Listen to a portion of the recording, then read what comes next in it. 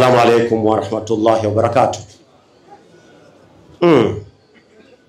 Assalamu alaikum wa rahmatullahi wa barakatuh. Alhamdulillahi alladhi hadana li hadha. Thumma salatu wassalamu ala rasulillah. Ashhadu an la ilaha illallah wa ashhadu anna Muhammadar rasulullah.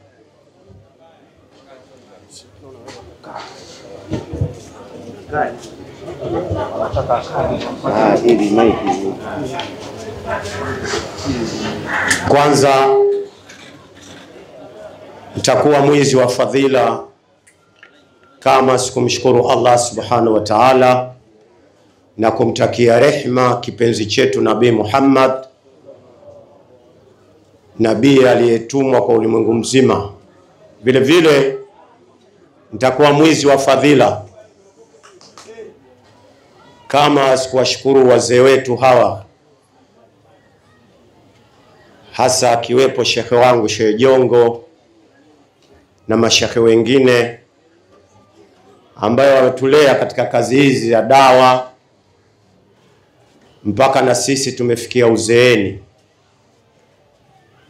Watukufu wa Islam na wale ambao si Waislamu na hasa wananchi, mimi nitatumia dakika 5 tu, na naomba dakika 5 zangu hizi nizitumie vizuri sana. Wakati nimesimama hapa nimetoa salamu, assalamu alaikum wa rahmatullahi wa barakatuh. Maana yake na kutakieni amani,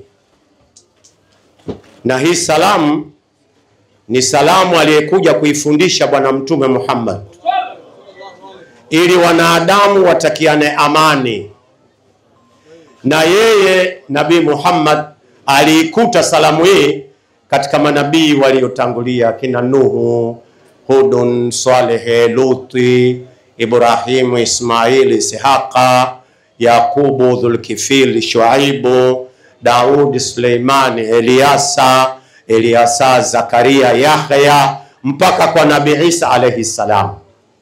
Katika Yohana 20:17 Yesu alikuwa akiwakuta wanafunzi anawaambia amani iwe kwenu. Maana yake alikuwa anawatakia watu amani, salama. Bila amani hakuna lolote linaloweza likufanyika. Bila amani hakuna ibada, bila amani dunia hakuna, bila amani hakuna kuzaa watoto, bila amani hakuna kila kitu. Amani ndio inasababisha mambo haya yote kuwepo. Kwa hiyo natumia dakika 2 hizi kuwahusia ndugu zangu, hasa wa Tanzania, wakiwemo Waislamu na wale ambao si Waislamu. Naombeni tudumishe amani.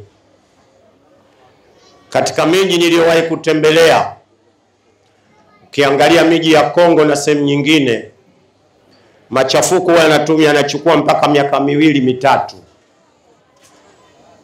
Hatari inayekuwepo pale inayosababishwa na uvunjifu wa amani ni kubwa sana. Kwa hiyo mimi ninachotaka kuombeni, hasa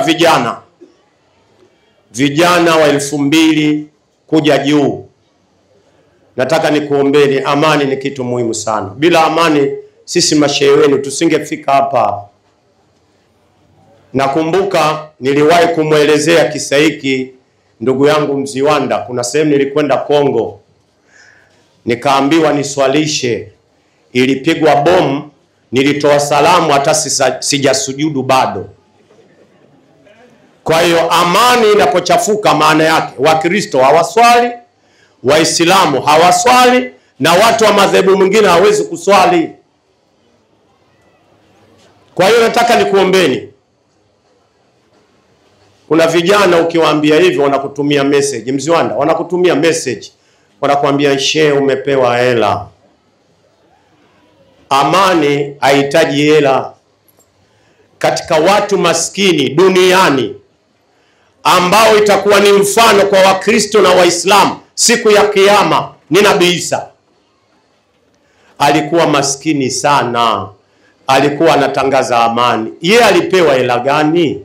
Pesa gani alipewa atangaze amani?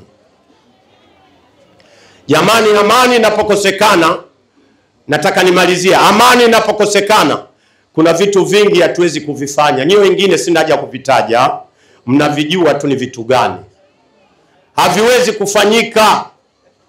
Nataka nikupeni mfano, nataka kumalizia hapa.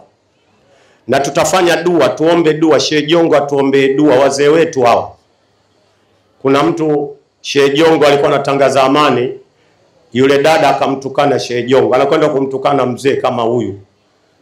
Kwa sababu Sheikh Jongo atangaza amani tu, basi. Amani tu. Amani ni kitu muhimu. Nataka nikupeni mfano juzi. Hapa twende mbali. Tulivyoambiwa tukae ndani, wenyewe cha moto tulikiona.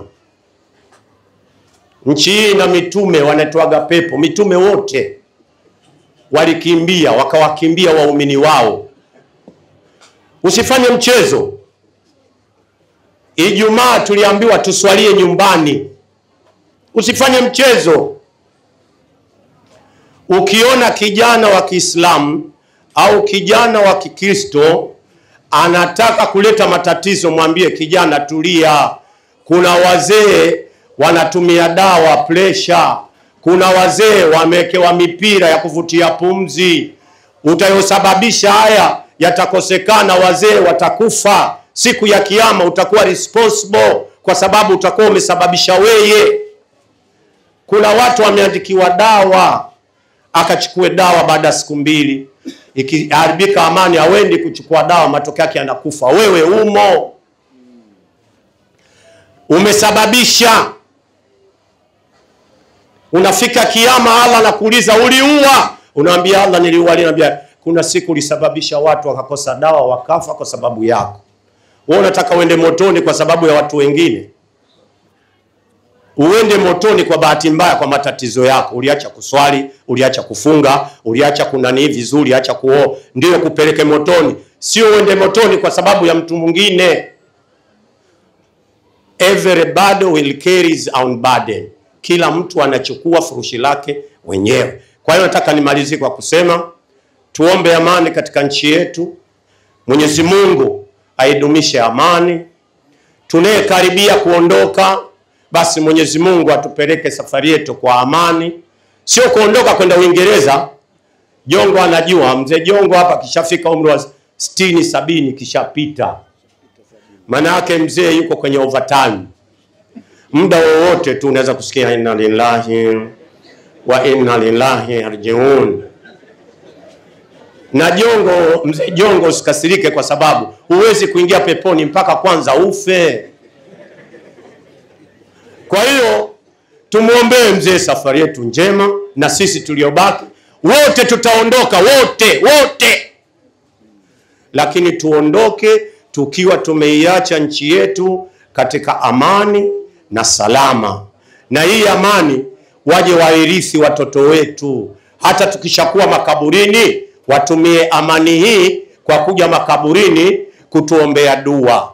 Amani ikiharibika, mtu hawezi kufika makaburini kufanya dua, kumfanyia baba yake, kumfanyia mzee wake, kuwafanyia wazazi wake na ndugu zake. Haya yote tunayafanya kwa sababu amani ipo. Mwisho, tuwaombee viongozi wetu, mashehe, maustadhi wanayefanya kazi hii ya kutangaza amani.